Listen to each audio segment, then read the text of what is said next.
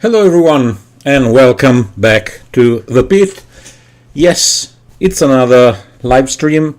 I like live streams. They, give that additional vibe of you don't know what's going to happen, if it's going to go well or not, and I just like it. So, what is this live video all about? It's about campaigning in Bolt Action, and in particular I will be discussing about an upcoming campaign that I'm going to run for my friends at Friuli Wargames. So, campaigning. I think campaign play is one of the most enjoyable ways to play Bolt Action. What do I mean with campaign? By campaign play, I mean a series of games linked to each other by a narrative. There can be many types of campaigns. The simplest campaign is just saying we are playing in North Africa, say, just to name one. We will play the first match with Kasserine Pass, the arrival of the Americans in North Africa, and then it will be just a normal 1,000 points game. Then we play a second game, which will be, I don't know, Operation Battle Axe. And you play another 1,000 points game. And then you play, I don't know, you delve into Tobruk, and you play another 1,000 point games. And that's it. And that's already, technically, it counts as a campaign. So, if you like to do that, you find out how many wins the allies have, how many wins the Axis have, and that's it.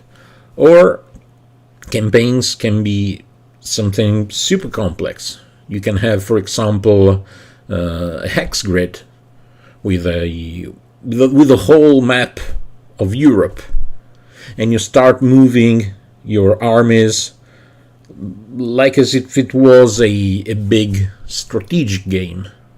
So you have all these little flags, with each flag representing an army, and when two flags clash into each other, you go and play it out on the table to see actually how does the battle turn out. Or you can do something in the middle. You can make, for example, again, usually you choose a location. The invasion of Italy by the allies. So you play a first battle with at Anzio, for example, or the landing in Sicily, and then you say, if the allies win the first battle, the second battle will be played as a breakthrough scenario, just making stuff up as I go. If the Germans win the first battle, then you play a different battle. You play, for example, a key positions battle, because the allies are stuck on the beach and they need to actually destroy some bunkers that are bolstering the defenses, and so on. Again, there are plenty of ways you can link up your games, and again, I think this adds immensely to the experience, because it just, those are no longer battles without memory, but they kind of keep making sense one after another, and they help telling a story. To me, as I personally see the games I enjoy the most are the games that provide the better story. That can be in my own head, or even better, it can be a shared experience, because never forget, Bolt Action is a social game. You're playing with another human being, and his having fun is as important as your fun. And if both players are having fun, the experience, trust me on this, gets so much better for both. So if one player comes with a min-maxed army and the other with a full casual army, more likely than not, it won't be a fun shared experience. And then, again, that basically means that both lose. They both lose time, they both lose enjoyment, it's just not fun. So, the number one rule should always be try to have fun, and try, as far as possible, to make your opponent also have fun. But now I am diverging. Getting back into this. So it was already 2017, 2018, I think, when for the first time I devised my own campaign for my gaming group, Friuli War Games. As if any of you is familiar with my past videos, you've already heard me talk plenty about them, and so I decided to create this campaign for my friends. Keep in mind that this was way before World Games released the official campaign supplement of Operation Market Garden, so it was an independent work. It was actually my main source of inspiration was a video game called Close Combat 2 at Bridge Too Far, which was all about Operation Market Garden. And since I loved that game, I played the heck out of it. I was very, very familiar with the campaign, with how the campaign played out, etc., etc. And so I thought I would use it because I knew it well, so I knew what would be cool to see in action, actually. So how did I decide to work out the campaign? First of all, now let me change the screen. Let's take a look at Operation Market Garden. Again, I made a dedicated video about this. I will drop a link in the description, probably. So this was the gist of Operation Market Garden. We are in the Netherlands. We are in September of 1944. The plan devised by Bernard Montgomery was to basically drop a lot of paratrooper units all over some key positions in Netherlands to capture a number of bridges, and then have the land troops basically catch up with them and eventually invade Germany from the north, entering the Ruhr, which was the industrial heart of Nazi Germany. So the game Close Combat 2, but also the historical campaign, was actually differentiated in 3 theaters. We have the first theater, which is around the city of Eindhoven, where the 101st American Paratroopers Airborne Division, the Screaming Eagles, were dropped. Again, they were tasked to occupy some key bridges, like at Weigel, at Son, and hold them until 30th Corps, the British 30th Corps, which was an armored corps, would again catch up with them. At the very same time, around the city of Nijmegen, the 82nd All-American Airborne Division was airdropped, again tasked with occupying some key bridges, especially the one at Nijmegen and at Grave. And last, but absolutely not least, around the city of Arnhem, the 1st British Airborne Division was dropped. Its main task was to occupy and hold the land bridge at Arnhem. So this already gives me the excuse to divide my campaign into 3 different sectors. The campaign, as I devised it, is for 2 to 6 players. In each sector, 2 players will face against each other. And now we add one of the most, I would call them, defining features of the campaign, which is again something that is a callback to history. What happens in one sector can have a big consequence in other sectors, because the operation is sequential.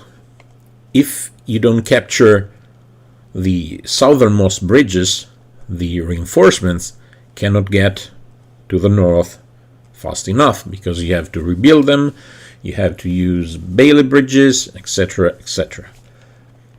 So the first key concept for the campaign is that battles have consequences.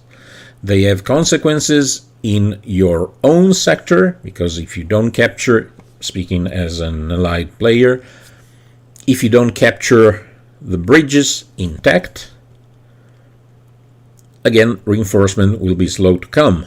But, for example, if the Americans fail in the Eindhoven sector,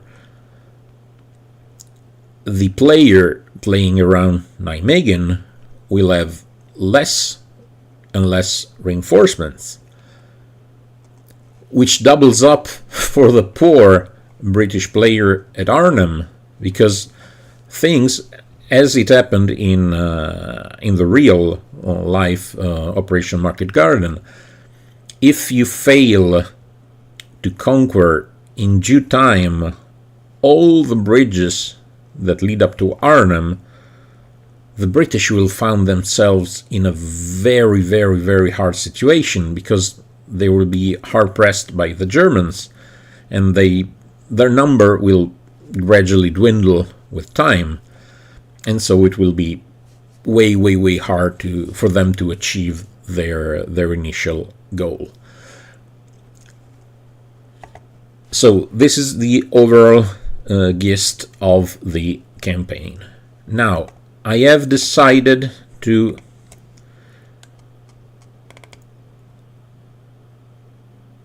have 5 battles in each sector. So we have the sector, the Eindhoven sector, the Nijmegen sector, and the Arnhem sector. We have 5 games to be played in each sector. To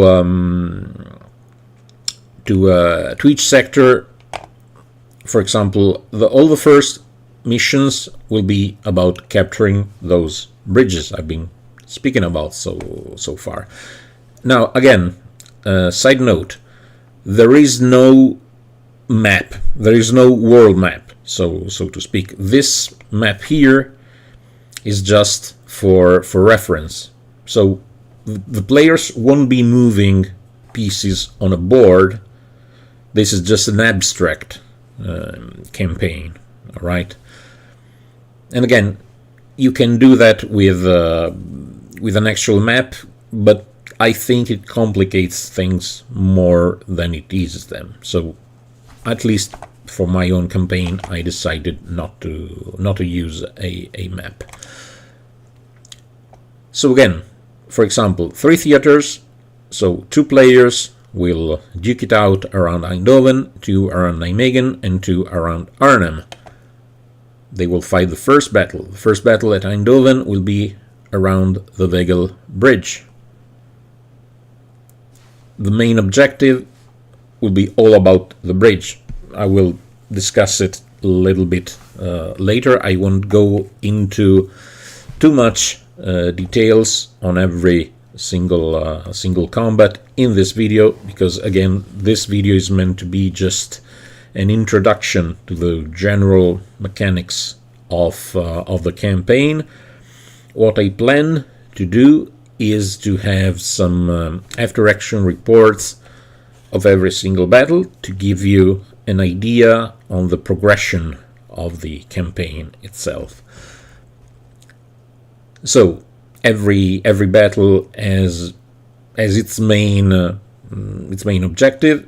As you can see, some of them are pretty standard. There are some, for example, meeting engagement, so some or key positions. For example, this one, Desperate Advance, is a custom scenario I devised. Again, I won't speak about these scenarios in detail here. This is just to give you an idea on how I built the campaign. The basic idea is that the first 3 battles in every sectors are battles where the attackers, the Americans and or the British, have the advantage, because this was a kind of a surprise attack by the Americans. So the Germans won't have had too much time to prepare their own defensives, and so they are caught somewhat by surprise. And then in the last 2 turns of the game are basically about Germany striking back. You'll see at Arnhem there are 6 actual scenarios. The reason why we will see in just a second as I do a slightly deeper dive into each sector and into the progression system. Alright, so these are on overall the basic gist of the scenarios that are going to be played. Then we have the progression system. For example, don't mind that there's some Italian mixed with English, but it's just Eindhoven sector, Nijmegen sector. So Tedeschi are Germans, Alleati are the Allies. Okay. So, for example, in the first battle, we will have 1,000 points of Americans against 700 points of Germans. In the second battle, 1,000 points of Allies against 800 points 900 against 900. And then what's going to happen in battles 4 and 5 will depend on the degree of success that the Allies have had in the first key battles, because the first 3 battles are the surprise attacks by the paratroopers. These are the battles where they need to capture the bridges. So, as you can see, for example, if by chance the Allies manage to win exactly 0 battles out of the first 3, they only get 900 points for the rest of the battles. While, on the other hand, the Germans will keep receiving additional troops regardless. They are counterattacking. The more battles are won by the Allies, the more points the Allies get. Keep in mind that the Eindhoven sector is the one, this is the Eindhoven sector, is the one closest to the staging area of the land reinforcements. So it makes sense to me that they are posed to receive the most support. Then I have some basic ground rules about vehicles. In the first 2 days, only soft skins are allowed on both parties. Then on day 3, Germany starts getting some armor carriers. Then on day 4 and 5, Germany get access to all their vehicles. While on day 4 and 5, the US get conditional access to XXX. What is XXS? It's not something hardcore. The XXX stands for the 30th Corps, the British armored division that was supposed to relieve the paratroopers, so to speak. So in the Eindhoven sector, the Americans are likely to receive armored reinforcements, but again, the amount of reinforcements depends a lot on how they do in the first 3 battles of the campaign. Meanwhile, in the Nijmegen sector, again, the first 3 battles are similarly costed, so 1000 against 700, 1800, 900, 900. But then the progression changes. For the Germans, the amount of points they get will be dependent on how well, and in general, of how good the first battles are. So the more battles are won by the Germans in the first 3 days, the more points the German player gets. On the other hand, for the Allies, the amount of reinforcements available are not dependent on their own results in their own sector, but is solely dependent on the results of the Allied player in the Eindhoven sector. So, if his friend, his ally, does badly in his own fights, it means that the British reinforcements are basically stuck in the Eindhoven sector, and they do not have enough time, they do not arrive quickly enough to provide good support in the Nijmegen sector.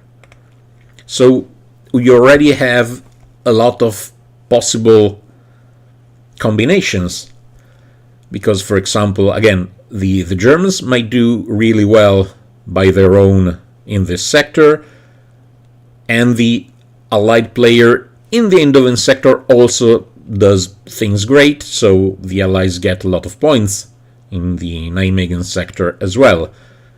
And so, again, these are not fixed, so I do not know in advance what is going to happen. That's the beauty of the campaign. And technically, this means that there is absolutely 1000% replayability possibility, because again the combinations are endless. Once again, there are some limitations on vehicles. They are similar to the ones above. The main difference is, as you can see, that the US get the reinforcement from the 30th division only if the player in Eindhoven has managed to get at least 2 wins in his sector, plus the Allies need 2 wins in the Nijmegen sector. So it's harder for them to get reinforcement than it is for the US player playing in the Eindhoven sector.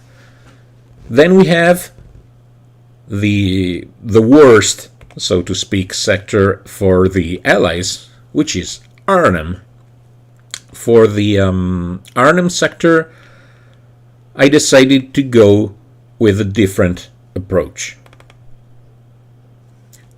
This is the way the battles around Arnhem will be fought. So again, keep in mind the point costs are always Allies on the left side and Germans on the right side. So we begin with the first battle, the battle for the Arnhem rail bridge.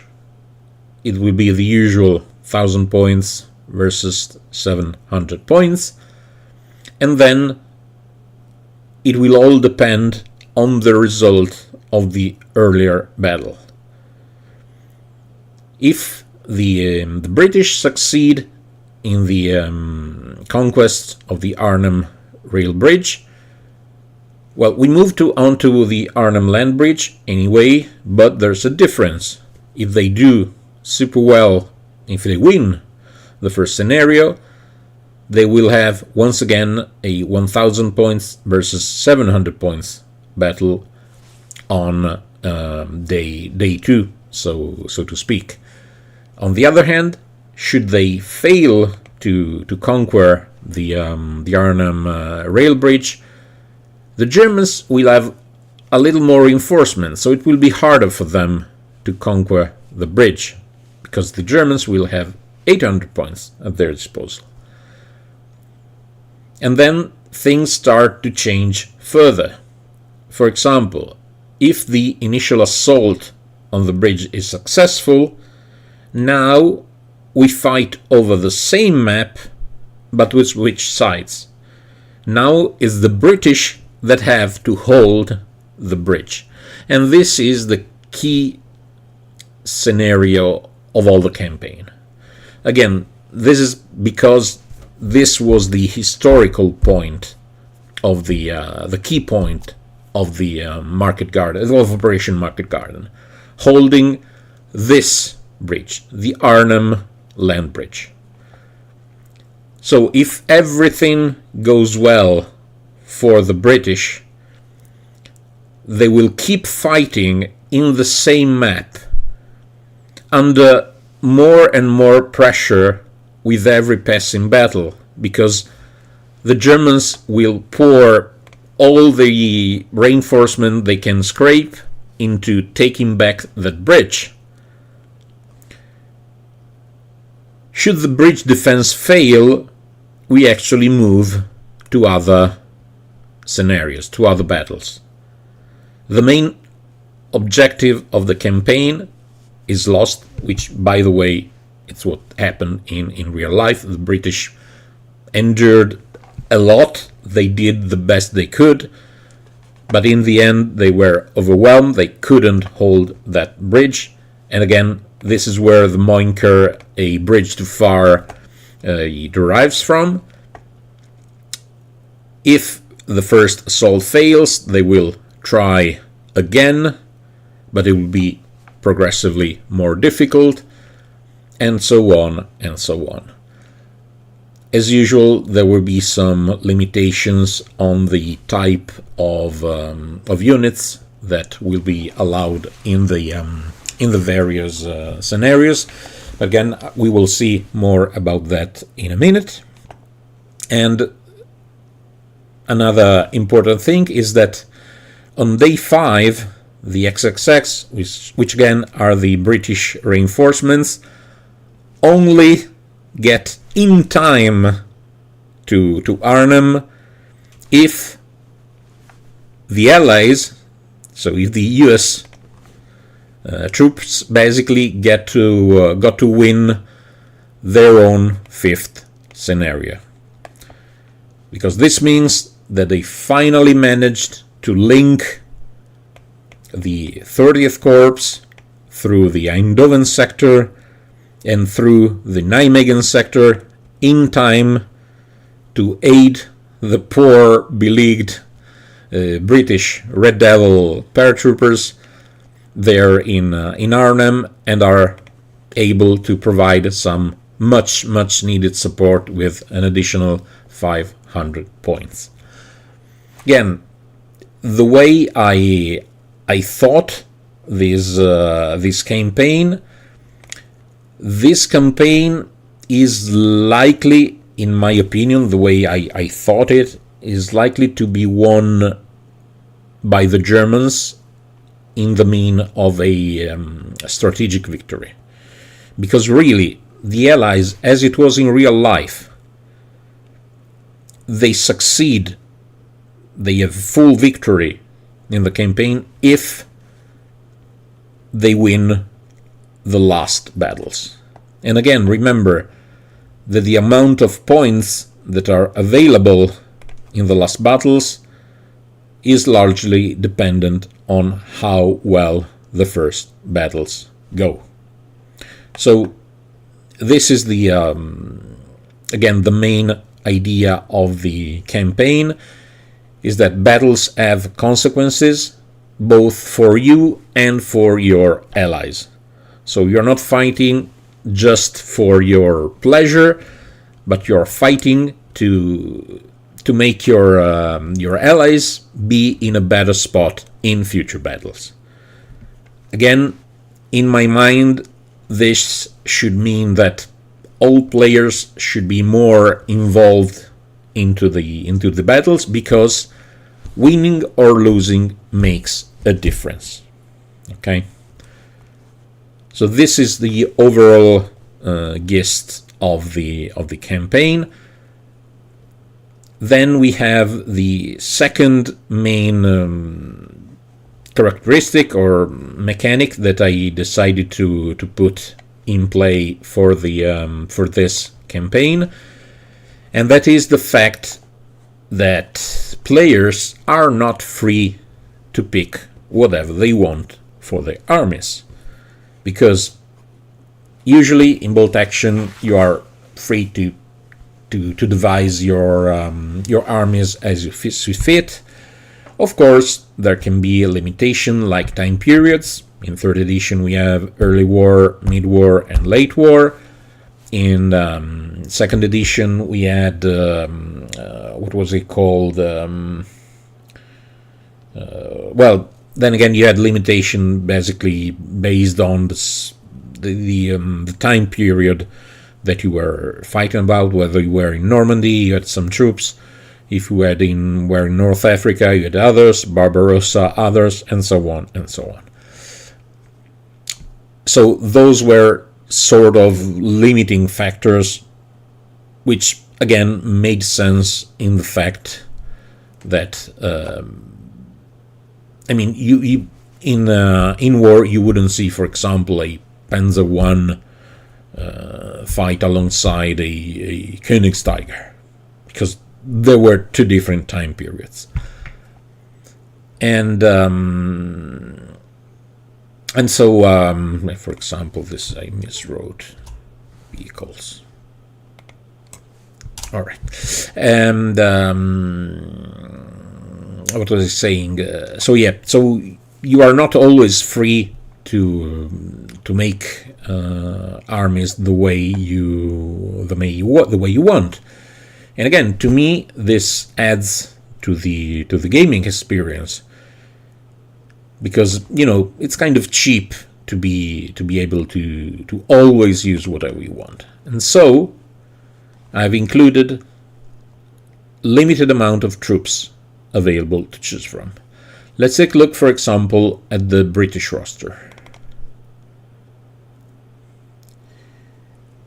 These, again, this is the 1st Airborne Division, Sector Arnhem. Again, please don't mind the fact that a little bit is written in Italian. That's because at times I write in English, at times I write in Italian. So that just don't pay attention to that. That's not the important part anyway.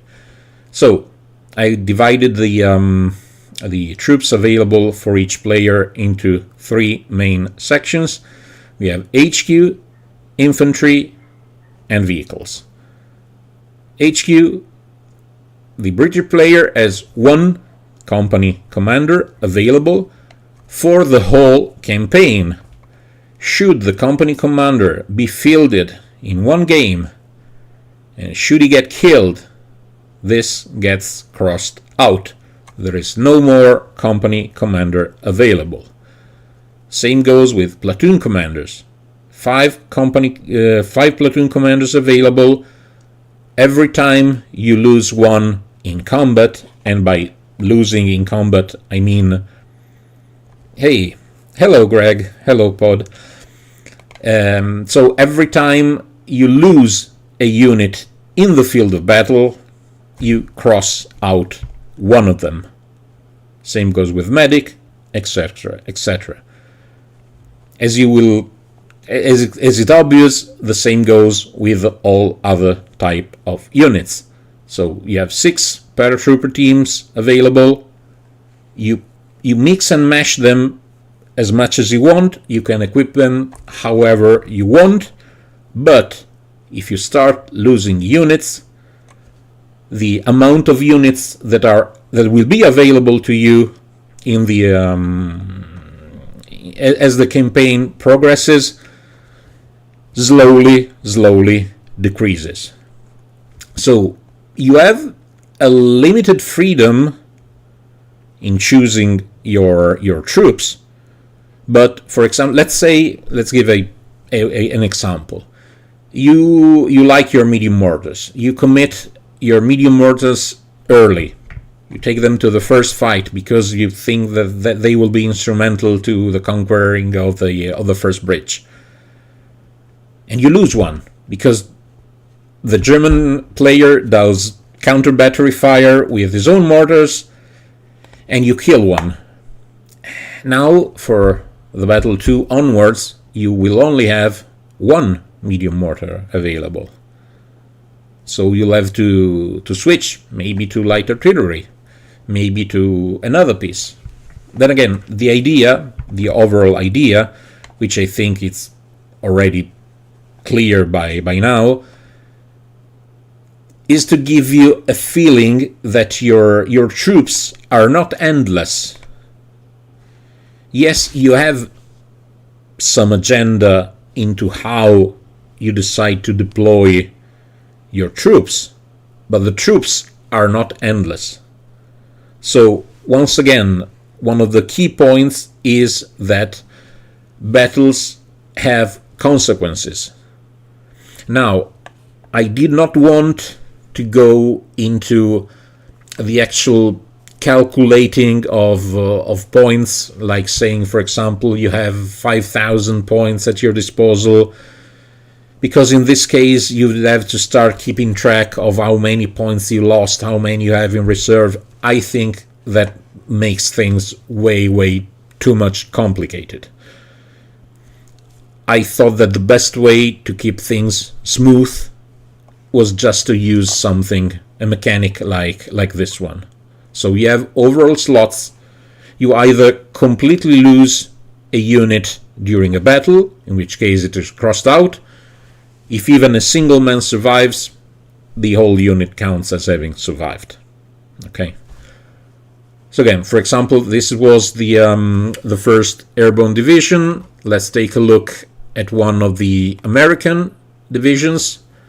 Now, the Americans have the same layout for both of them.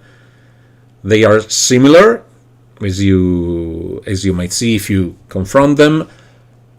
I gave, for example, the US less platoon commanders for the reason of that stupid rule that allied US platoon commander, airborne company commanders get to have like 8 men. So it's an addition, basically an additional paratrooper team. So in order to just, depower them a little bit, I thought I'd give them less slots. Then again, you have the usual assortment of support units and very, very few vehicles, because again, they are airborne divisions. They didn't get tanks or something like that, unless, as we saw before, you get to win enough battles so that you can field actually some British tanks, because these are the tanks that were available in the 30th Corps. And so if you do well, you win your battles, you actually get to use some armored vehicles in addition to your paratroopers, if you so wish. So these were the US. Again, they are all infantry, because that's how it was in Operation Market Garden. Let's take a look at the Germans. Germans have more variety in the troops they used, because this is, well, what happened in the real life Operation Market Garden. Actually, they were organized into Kampfgruppe, which means battle groups, basically, and they were, a kind of a mismatch of troops pulled out of different regiments and so on. Which means, for example, I stipulated further limitations in the Eindhoven sector. The HQ won't be able to be veterans. Another limitations that works for the Germans only, since, it's late in the war. Germany is having big manpower problems. So I am limiting the amount of troops in German infantry units to 8 men maximum. But so they have this mismatch of troops available. You have some Fallschirmjäger, some German paratroopers, which were actually which took part in the fighting of a real life Operation Market Garden. You have some Heer Grenadiers, some Ostruppen, some Luftwaffe field divisions, some Sicherungs, and I gave all German players a single Pioneer units. Technically, this is not historically accurate, because there were not German engineers, for example, in the Eindhoven sector. But since so many of the missions actually have to deal with blowing up bridges, I thought it was thematic that there were at least one unit of Pioneers around overseeing the demolition the possible demolition of bridges. Then you have a bunch of support weapons. Again, apologize for the fact that it's some in English, some in Italian, but again, you get the gist. The Germans have more vehicles, because that's how it went. So they have basically an innate amount of vehicle power, but remember that not vehicles are immediately available. Let's make a quick callback to the progression system. For example, in the Eindhoven sector, which is the one we were taking a look at just a few moments ago, Germany gets to field all the vehicles they want only in games 4 and 5, not earlier. In the first couple of rounds, they will be all infantry battles, because I love infantry. I love infantry battles, and basically that's almost all that happened in real life as well. Because keep in mind that the first couple of hours there was an almost complete surprise by the Allies against the Germans. They were not expecting an assault on that scale. One of the main problems for the Allies was that the Allies did not expect veteran SS Panzerdivisionen that were stationed around Arnhem, but again we will look about that in a second. So this was the Eindhoven sector, Nijmegen sector, same things. As you can see, army composition for the Germans is slightly different, because that's what happened in the real life Market Garden as well. For example, I added a couple of SS regulars. Why regulars? Because it was a training school around this place, so they got some SS, but they weren't fully trained or veteran at this time. And finally, we have the Arnhem sector, where we have a whole bunch of veteran Waffen SS, Panzer Grenadiers, and we have some bigger tanks. We even have Tiger 1, because there were a few, admittedly, but there were sightings of Tiger tanks around the Arnhem sectors, plus Panthers, Panzer IVs, etc., etc. So these are the units available. And so again, this is basically the gist of the campaign. Again, my plan will be to do some after action reports as the battles progress. So to tell you the story of this particular Operation Market Garden. As a last bonus content, so to speak, I will have you take a look of some of the pictures I took in the first installment of Operation Market Garden. Again, keep in mind that this was done with the second edition of Bolt Action. And again, I think this helps in giving you an idea on at least how I try to plan things. As you can see, this is a rough sketch of the map, because again, one thing I don't think I said it, or I made it clear. All maps are fixed, so they are not randomly generated. So every map will look like in a certain way. Okay. So this, for example, was a first playtest. So we have the Americans advancing, some Germans. This is where the bridge was positioned. Against this was a second playtest. Apologize for the blurriness of a couple of the pictures. See, in this playtest, the board starts to look like more of a serious board. Again, apologies for the blurriness of some of the pictures.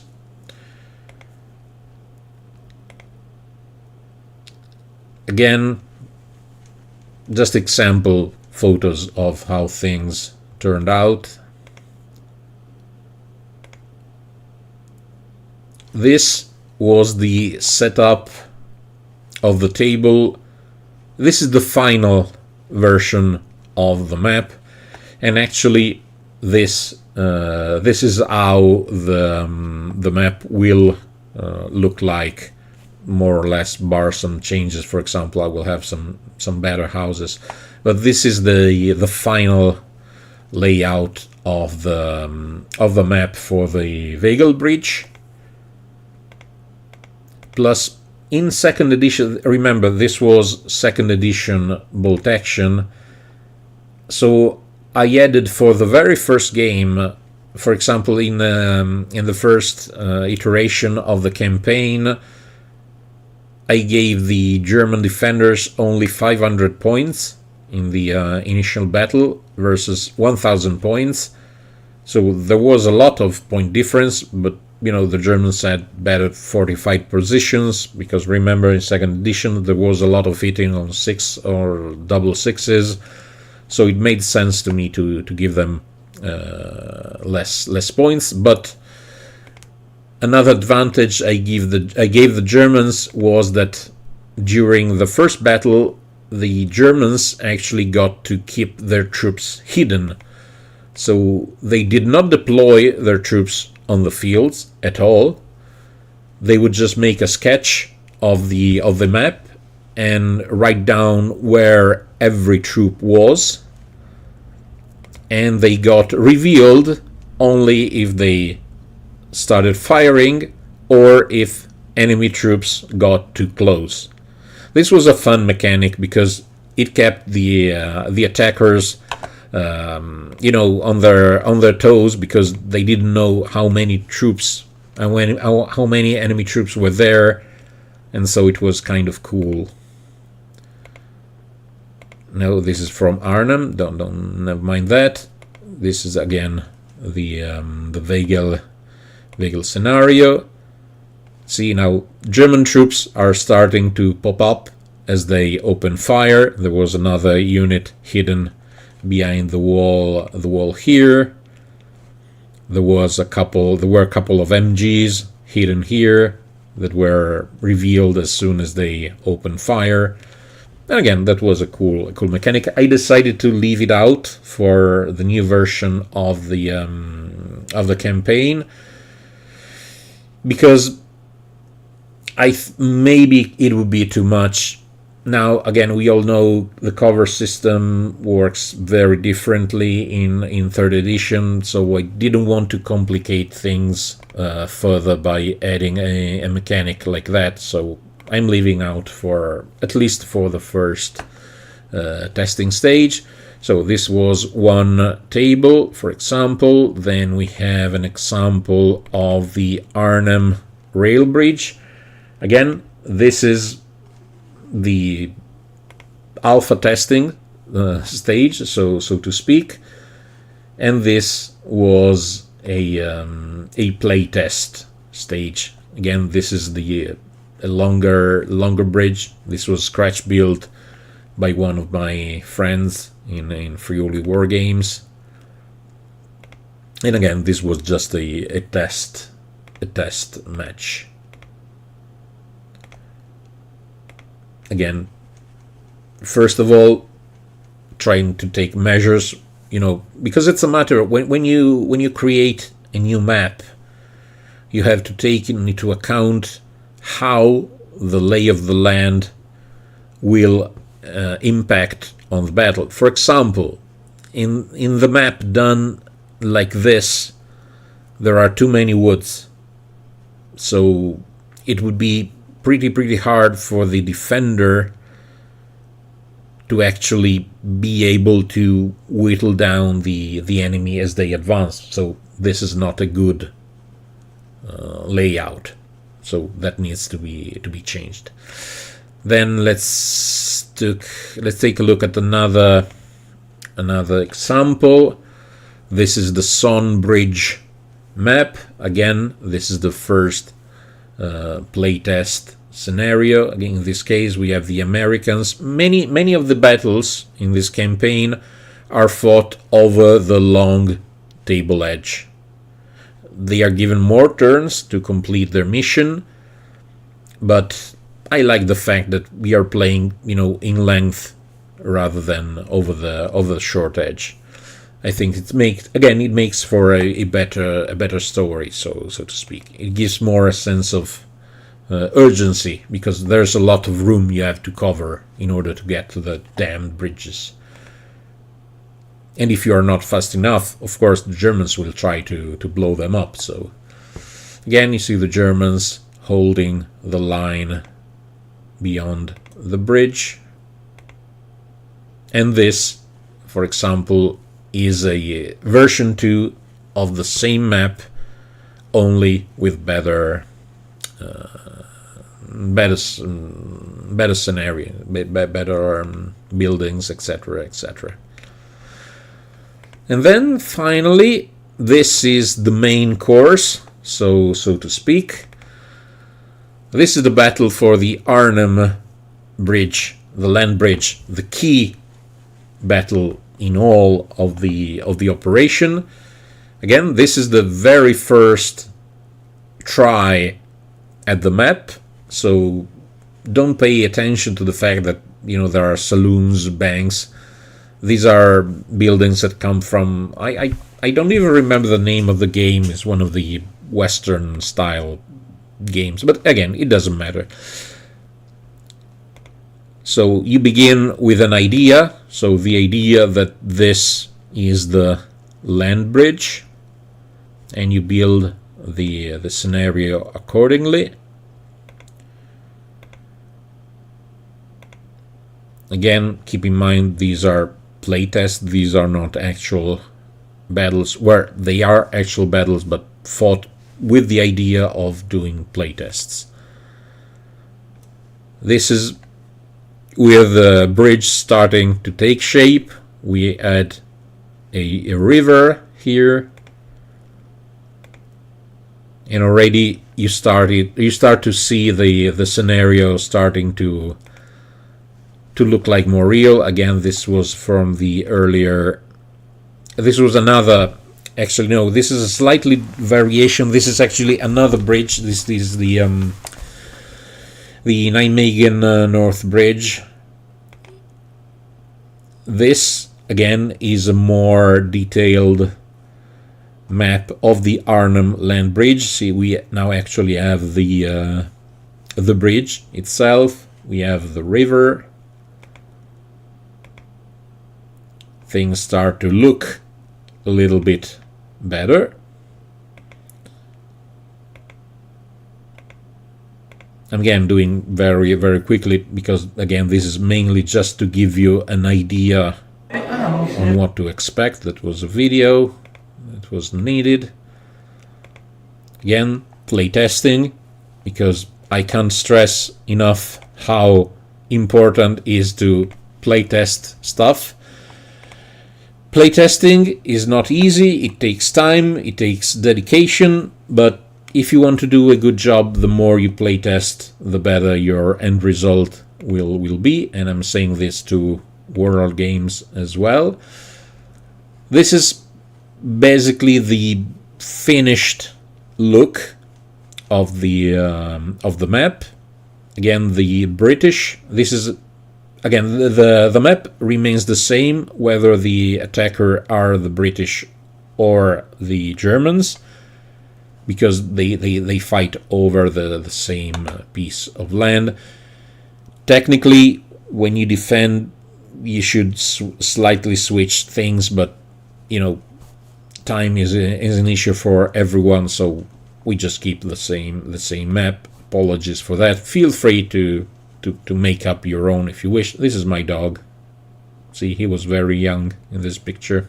Now he's way older. So it was actually 2017, not even 18 or 19. So this all took place in 2017. Again, examples of the final look of the table. Okay, again, apologies for the blurriness of a couple pictures. And again, this was playtesting, and so on, and so on. Yes, they are Americans, because at the time the guy I was playtesting with didn't have his British forces ready. But again, the main point was to just experiment and try stuff. This is a counterattack, for example, when you clearly see German troopers being on the attack. See now some British troopers are popping up, a martyr, and so on. And so with this, I think I will close the stream for now. I've been going on for 1 hour. I didn't expect to for this live to be this long. Again, the main point was to give you my reflection on overall campaign gaming in Bolt Action, which again is something that I think is super cool. So try to play campaigns if you can, because they are super fun. Just for reference, this first version of Operation Market Garden saw a victory by the Germans. So the campaign actually ended up with an historical result. But again, part of the fun of playing Bolt Action is to play what ifs. So maybe in the new campaign, the Allies will win. We will see. Again, I plan on covering this campaign with some after action reports from each battle, again to give you an idea of how things are progressing. Again, with the last caveat, I will never repeat that enough. It will still be a play testing, because I made a couple of changes from the original campaign, because of course now this is a completely different edition of the game. So with, for example, the mechanics of the shooting phase having changed, influence a lot the battle, as you know if you played a couple of battles of 3rd edition yourselves. I don't even need to say this, but so we will just play test as long as we go. And yep, with this I think I will say goodbye to you all that popped by to take a look at this new video. Thank you for being here. I know I should schedule my live streams in a more reasonable way. Again, this was just an impromptu live stream, so you couldn't have prepared for this. So 2 times thank you to those of you who dropped by. And this is it. I will see you again soon, hopefully. As usual, as a parting goodbye by yours truly. Be safe, and ciao ciao.